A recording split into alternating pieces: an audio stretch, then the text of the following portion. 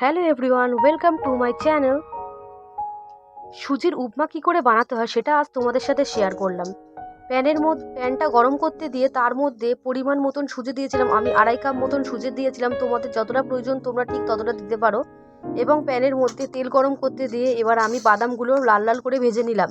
এবার প্যানের মধ্যে তেল গরম করতে দিয়ে পেঁয়াজ, কাঁচা লঙ্কা কুচো এবং কারি পাতা দিয়ে ভালো করে ফ্রাই করে নিয়ে এর মধ্যে সর্ষে ফোড়ন দিয়েছিলাম।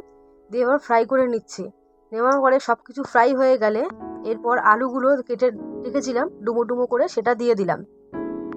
দিয়ে এবার ভালো করে আলুগুলো ভাজা ভাজা করে নিতে হবে এবং পরিমাণ মতো নুন ও হলুদ দিয়ে আলুগুলো ভালো করে ভাজা ভাজা করে নিলাম। আলুগুলো সেদ্ধ হয়ে গেলে ভেজে রাখা সুজিটা দিয়ে দিলাম। দিয়ে এবার ভালো করে নাড়াচাড়া করে নিলাম। এবার পরিমাণ মতন জল দিচ্ছি। এবার অল্প অল্প করে জল দিতে হবে। 2.5 কাপ সুজি ছিল, তাই 3 কাপ মতন জল দিয়েছিলাম আমি। এইভাবে ব্যালেন্স করে জলটা দিতে হবে। একবারে সব জল দিলে হবে না, আস্তে আস্তে জল দিতে হবে। এবং চিনি দিয়ে দিলাম পরিমাণ মতন, আবার অপশনাল, তোমরা যদি না খাও চিনি নাও দিতে পারো। এরপর ভেজে রাখা বাদামগুলো ও সুজির মধ্যে দিয়ে দিলাম। দেখো আমাদের উপমা রেডি হয়ে গেল। কতটা সহজ পদ্ধতিতে এবং হেলদি খাবার, সেটা তোমরা বাড়িতে বানিয়ে খেতে পারো। খুবই টেস্টি এবং হেলদি, সহজ পদ্ধতিতে বানিয়েছি। এভাবে যদি তোমাদের ভালো লাগে তোমরা আমার চ্যানেলটিকে like, comment, share and subscribe করে দিও। দেখো কতটা সুন্দর হয়েছে।